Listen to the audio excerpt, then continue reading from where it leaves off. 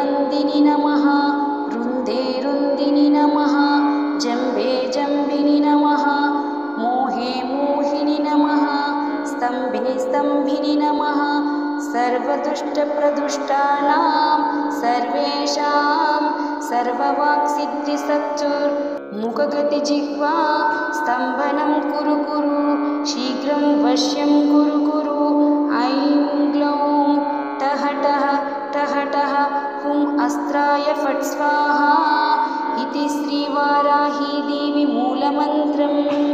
వారాహి మూలమంత్రం ఒక్క రోజులో 3 లేక 21 లేక 108 సార్లు 48 రోజుల పాటు జపించినచో మీ జాతకంలోని కాలసర్ప దోషం లేక ఎలాంటి దోషాలైనా దూరమవుతాయి. వారాహిదేవికి నైవేద్యంగా దానిమ్మ పండు, బెల్లం పానకం, పులిహోర సమర్పించవచ్చు. బ్రహ్మముహూర్తంలో వారాహిదేవి ఆరాధన చేయడంతో అద్భుతమైన ఫలితాలు పొందవచ్చు.